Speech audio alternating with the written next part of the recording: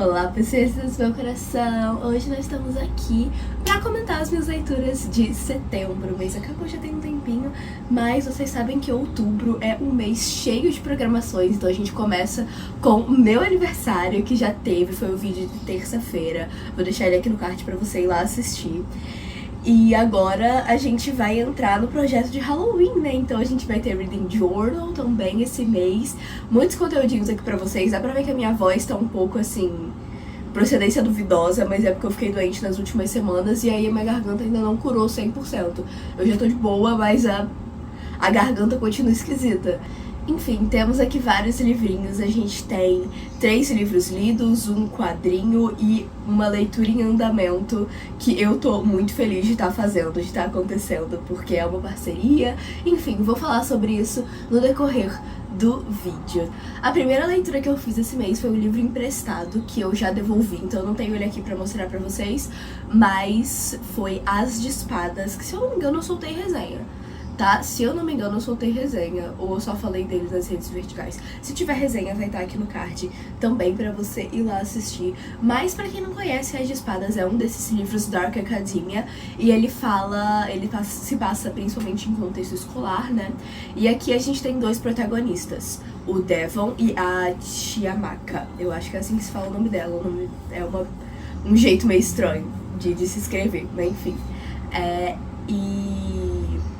Eles estudam numa dessas escolas de elite nos Estados Unidos, que é super focada em vestibular e tal, e os dois começam a sofrer ataques de uma pessoa não identificada, ataques no sentido de bullying, humilhação e perseguição nesse sentido. E aí a trama vai se desenvolvendo de uma maneira maravilhosa. A gente fica um bom tempo nessa coisa de investigação de quem é Aziz, e eles se juntam pra descobrir de verdade quem é essa pessoa e o que ela tá fazendo e por que ela tá fazendo isso com eles dois, né? Mas a gente tem uma reviravolta maravilhosa. Eu fiquei completamente apaixonada pela reviravolta desse livro e por tudo que ele representa. Eu sei que é uma reviravolta um pouco polêmica, tá? Que tem várias pessoas que não gostam, mas eu acho que o jeito que foi feito e essa coisa que se constrói durante toda a narrativa de que você não pode confiar em ninguém é maravilhoso. Eu simplesmente amei.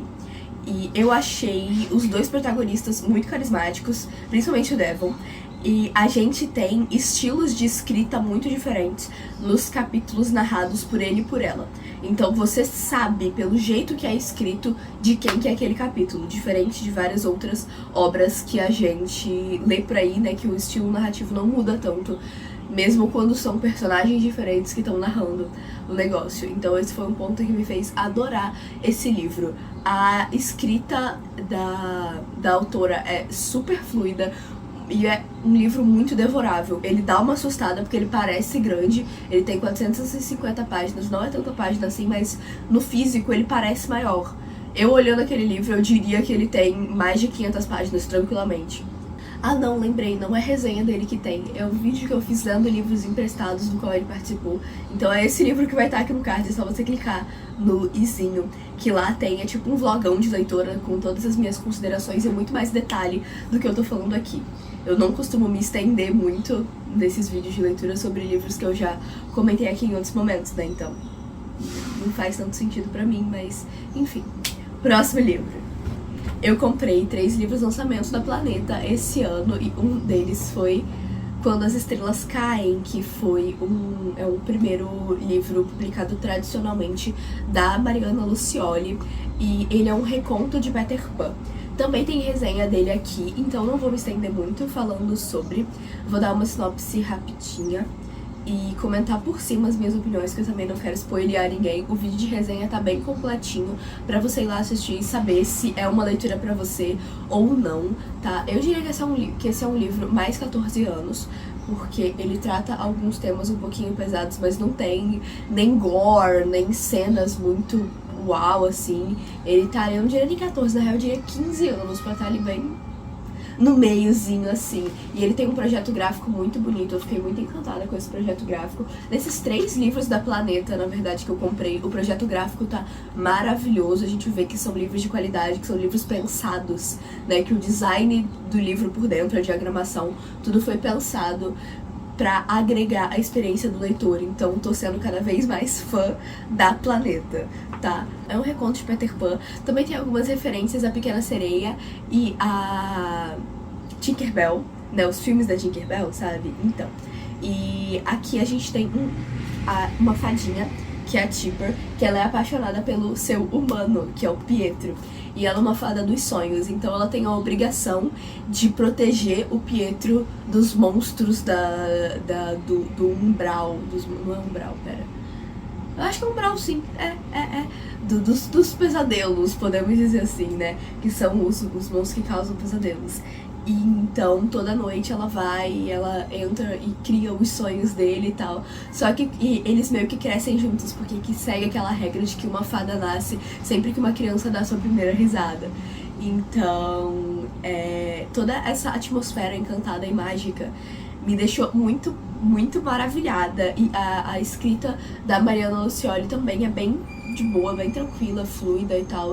Não é tão floreada quanto outros autores que eu vou comentar aqui, tá? Não é uma escrita tão poética, mas você se sente muito bem lendo, pelo menos eu me senti muito bem lendo, né? Então é principalmente um romance, mas a gente acompanha também muito as questões da própria Tipper durante esse tempo todo, porque tem regras que as fadas precisam seguir e ela acaba quebrando todas elas em diferentes momentos da narrativa. Então, foi um livro que me tocou bastante, tá? A relação que os dois vão estabelecendo também é muito bem construída, eu gostei bastante. E foi um livro que eu dei 4 estrelas porque pra mim faltaram alguns elementos importantes de serem construídos para alguns eventos mais pro final da história fazerem sentido, tá? Então precisava ter sido um pouco mais desenvolvido isso antes pra gente já ter aquelas pistas assim e falar, acho que é isso que pode acontecer, hein? E não ser tão do nada, porque ficou parecendo que aconteceu do nada. Ao mesmo tempo, eu li Menino Bruxa, que é um quadrinho que eu comprei lá na Bienal. Esses dois eu comprei na Bienal, tá?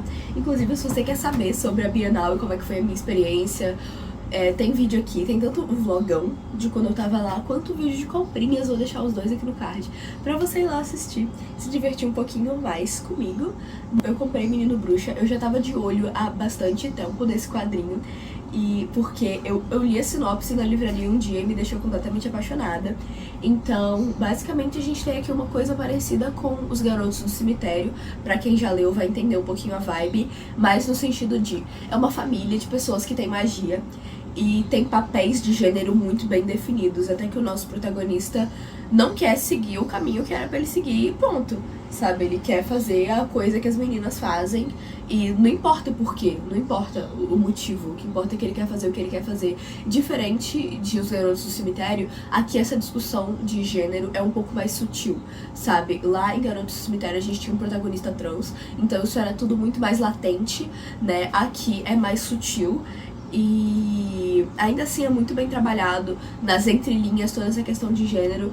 E a gente tem surpresas no roteiro, a gente tem personagens carismáticos e o protagonista vai desenvolvendo uma relação com uma outra menina muito fofinha. E esse projeto, não dá nem pra falar de projeto gráfico em quadrinho, né? Porque, tipo, ele é feito pra ser bonito e desenhado e tudo, mas eu acho o estilo, né, o traço mesmo, muito bonito. E a gente tem uma progressão muito grande não uma progressão, mas uma diferenciação, podemos dizer assim, de cores, porque vocês estão vendo, essa daqui é uma das primeiras páginas.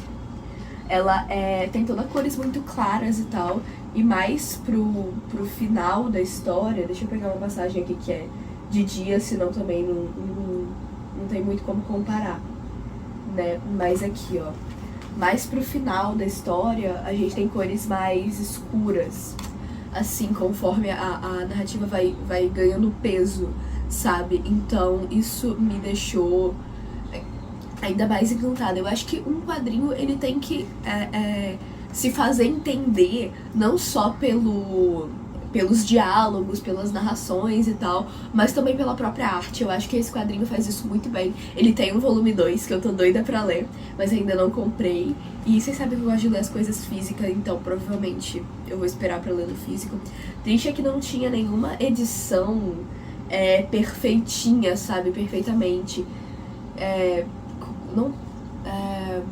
Bem conservada, podemos dizer assim. Eu acho que era até por isso que ele tava tão baratinho. Eu paguei R$30. E aqui, vocês podem ver que aqui, ó, tá descascadinho, aqui embaixo também um pouco, e já tava assim quando eu comprei. Não foi coisa que aconteceu durante a leitura, tá? Eu tentei pegar em melhor estado, mas ainda assim não tinha muitas boas opções, sabe? Agora sim, chegamos nele, uma das grandes estrelas desse vídeo, que é Não Direi Que É Amor, da Natália Ávila, como ela mesma divulga, o livro que vem com borboleta. Esse foi mais um dos livros da Planeta, que esse eu não comprei, na verdade, eu ganhei num concurso que eles fizeram junto com a autora. Era um concurso pelo Instagram mesmo, você tinha que pintar um desenho, o desenho da protagonista, e falar sobre a sua relação com a história, ou com ela, ou com o que aquilo representava pra você, enfim. Eles me escolheram, então eu fiquei super feliz de receber esse livro. Eu já ia comprar ele de qualquer maneira, mas ter ganhado me deixou ainda mais feliz, me fez sentir que, tipo, eu precisava lê-lo e que fazia todo sentido, sabe? Então esse é mais um dos livros da Planeta recentes que tem um projeto gráfico maravilhoso, né? Isso daqui é a dedicatória, ele tá até eu até gravei um vídeo mostrando ele por dentro. Os inícios de capítulo são assim. E eu achei simplesmente a coisa mais linda todo esse projeto gráfico. Bom, nossa protagonista é a Noelle e a gente acompanha ela em uma grande jornada. Ela é uma bruxa natural que tem muitos problemas com a família. E então ela saiu de casa muito jovem e nunca foi ajudada de fato pela mãe. Ela tem uma relação meio conflituosa com a irmã, e a gente começa exatamente falando sobre isso, desenvolvendo isso, já que uma das primeiras cenas, a primeira cena, é no casamento da irmã dela. E ali acontecem várias coisas, dá tudo errado, e ela tá tentando engrenar na carreira de atriz, né? Então, logo depois a gente tem testes dela e muitas coisas dão errado, algumas outras coisas dão certo, e tem um realismo mágico aqui muito gostoso no decorrer da narrativa inteira. Não só no jeito que é escrito em si, mas também a gente tem alguns interlúdios que são narrados pelo universo, que tá lá em cima observando tudo, sabe? Fofoqueiros, né? As fofocas do universo que a gente tem aqui dentro. Então, é um romance com realismo mágico, né? No decorrer de tudo, a Noelle se apaixona, alguém se apaixona por ela de volta, e é muito lindo. Teve vários momentos em que eu amei e odiei a Noelle, às vezes ao mesmo tempo, mas independente de você concordar ou não com as ações que ela toma, tudo tem justificativa, nada é jogado, assim, tipo, ela precisa fazer isso pra história andar, então ela vai fazer. Não, nada é jogado, tudo tem contexto, tudo pode ser desenvolvido, entendido. Então, a gente tem várias cenas muito gostosas. Eu só tenho elogios pra escrita da Natália. Esse livro tá escorregadio de tão fluido. Você pega pra ler e você fala, ai, vou ler uns 3, 4 capítulos. Quando você vê, você tá na metade do livro. É simplesmente maravilhoso. Eu não conseguia parar de ler e eu queria muito ter lido mais rápido, só que aí eu lembrava que eu tinha uma vida acontecendo e que eu não podia só ficar lendo o tempo inteiro, apesar de querer muito, porque eu tava completamente envolvida. A Nath também trabalha alguns outros personagens que fazem o entorno da protagonista, né, mas com menos profundidade, como é pra ser mesmo, e é impossível você não se identificar com a Noelle em momento nenhum. Eu acho que todo mundo já se sentiu ou frustrado pela carreira, ou enfrentou problemas nas relações familiares, ou várias outras, ou teve medo de relacionamentos por algum motivo, ou foi traumatizado com relacionamentos. Enfim, tem vários momentos aqui que são passíveis de identificação, e eu acho que os elementos de realismo mágico casaram muito bem, não só pela Noelle ser uma bruxa, mas também porque o projeto de cinema que ela se envolve é Sonhos de uma Noite de Verão, que não é meio que um reconto, tipo um remake, podemos dizer assim, atualizado, então se passa no mundo contemporâneo, enfim, não é tanto sobre isso o livro, mas a gente acaba se envolvendo ainda mais nesse mundo, porque a gente meio que tem as pistas, né, as pitadas de magia no decorrer da narrativa que fazem todo o sentido com a história de Shakespeare. Então, tô completamente apaixonada e eu queria muito um spin-off da Manuela. Não sei se vai rolar, mas eu queria muito um spin-off da Manuela, que é uma personagem de quem a Noelle se aproxima e se torna muito amiga mesmo no decorrer de tudo. Então, super apoio, gente. Por favor, façam isso acontecer, tá? Já que eu não vou ter outra oportunidade de falar sobre esse livro, eu quero falar um pouco também sobre o galã. Gente, o Gael, que é o par romântico, né, da protagonista, ele é, assim, sem defeitos, sabe? Tipo, perfeito, zero defeitos, assim. Durante todo o tempo ele é romântico e tem aquelas cantadinhas, aquelas tiradinhas que fazem ser tudo muito divertido, mas ainda assim ele é humano, então a gente passeia bastante pelos sentimentos dele também, mesmo que através do olhar da Noelle, e eu gostei muito disso. E é claro que a gente tem um toque de fofura e diversão, que é o Luke, que é o Golden Retriever dele, e que é um bagunceiro e um fofo ao mesmo tempo, e querendo ou não faz algumas coisas da história se movimentarem ali. Então eu me diverti bastante, eu me emocionei, teve momentos icônicos, e eu tenho separado um trechinho aqui pra falar pra vocês, só um gostinho pra vocês da escrita da Noelle. Esse daqui é da escrita da Natália. Esse aqui é um momentinho em que rola o primeiro beijo deles, enfim, pra vocês verem. Vai demorar, já aviso que vai demorar. E aí a Noelle descreve o seguinte: e se havia tempo à nossa volta, ele se desfez. Se havia música, ela agora pertencia a nós dois. E se havia algum erro no que eu estava fazendo, ele não apareceria até o amanhecer. Então, tipo, traz essa coisa mágica nesse momento específico de contos de fadas. Então, foi uma leitura que me deixou completamente encantada. E eu vi um pouco da Natália, da escritora, na Noelle. Tá? Em alguns momentos as falas da Noelle tinham a voz da Natália na minha cabeça, porque eu acho que é um senso de humor parecido e algumas crenças parecidas, enfim. Mas aí pode ser só a fanfic da minha cabeça, tá? Pode não ter nada a ver.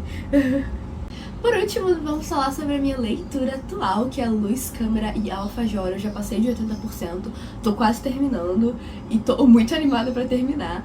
Mas esse é um livro lançamento do Thales Nassir. A gente fez uma parceria pra divulgar esse lançamento e eu tô completamente apaixonada. Então eu já tinha lido uma préviazinha, falei sobre isso com vocês nas redes verticais e agora tô trazendo pra cá também, porque, né, 80% do livro eu já posso trazer muito mais opiniões, apesar de eu ter acabado de chegar naquele momento em que tudo dá errado antes de dar certo.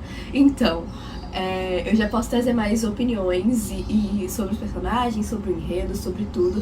Mas o que acontece em Luz, Câmara e Alfajor é que a gente tem o Mitch, que é um protagonista que mora em Hollywood, e a última coisa que ele quer é fazer cinema.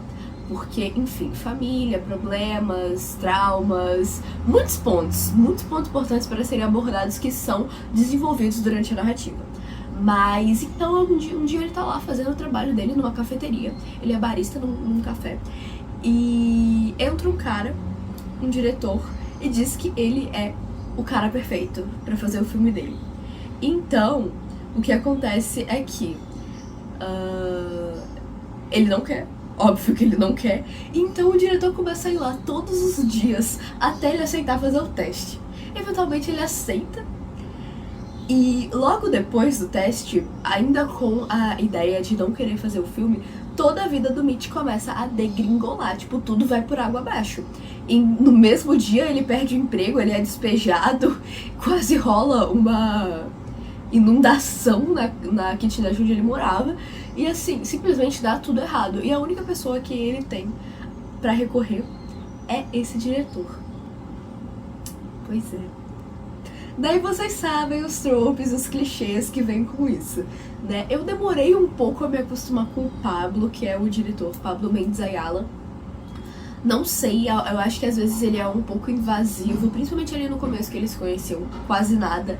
Eu acho que às vezes ele é um pouco invasivo, talvez passe um pouquinho do limite ali, mas é um negócio assim relevável, sabe? Não é nada, oh meu Deus, crime, sabe? É um negócio relevável. Foi ali, acho, no próprio 8º capítulo ou no 7º capítulo, que eram os últimos capítulos da préviazinha que eu recebi um tempo atrás pra começar a fazer os conteúdos, né? Que eu reparei nisso e eu fiquei meio... não sei, eu devia concordar com isso daqui, mas passou, e conforme eles vão desenvolvendo a relação deles é muito maior do que isso. E claro que é um romance aquiliano, caso ainda não tenha ficado claro. No 8º capítulo já tem um plot twist, já vou deixar vocês avisados, tá? Esse plot twist existe, vocês não vão ver ele vendo. Pelo menos eu não vi. Mas então a gente já sabe que eventualmente ele vai aprender, Mas então a gente já sabe que eventualmente ele vai decidir fazer o filme, sim. E aí os dois vão ter uma relação ainda mais intensa, podemos dizer assim. É um livro mais 18, ele tem algumas cenas hot, tá? E falando um pouquinho sobre o Mitch, que é o nosso protagonista, né? Eu achei no começo e durante, né, uma parte considerável assim do livro, ele muito people pleaser. Então ele ficava fazendo várias coisas, ou não fazendo, pensando em agradar os outros, em dar menos trabalho, não sei o que. Eu tipo, mano, a sua vida está passando, viva, por favor, sabe? Então foi um negócio que me deu uma irritada ali nos primeiros capítulos, mas sobrevivi, passamos por isso, e eu posso dizer que melhora bastante, tá? Então, eu tô super animada pra terminar essa leitura. Eu espero conseguir terminar ela amanhã, no máximo depois de amanhã, pra já começar as leituras de Halloween, que eu já divulguei elas aqui. Não sei se farei todas, mas tenho expectativa de fazer pelo menos 2, que estão num vídeo que veio pra cá semana passada, que era a TBR do Desespero, que eu faço mais ou menos nessa época do ano sempre, que é uma lista de livros que eu ainda quero ler até o final do ano, e ela ficou maior do que eu esperava, então eu vou deixar aqui no card pra vocês verem e compartilharem do meu sentimento de que o ano tá acabando e parece que não tem mais o que fazer, e socorro. No mais é isso, pessoas. Eu peço pra você deixar o like aqui embaixo, se inscrever nesse canalzinho lindo. Espero que vocês tenham gostado, se divertido, talvez anotado algumas indicações pra sua lista de desejados. E se você quer ler alguma coisa minha, a gente tem 2 contos listados aqui na descrição. E eu vou lançar um conto de Halloween, então me acompanha nas redes verticais que eu já tô divulgando tudo por lá. Eu vejo vocês no próximo vídeo. Tchauzinho!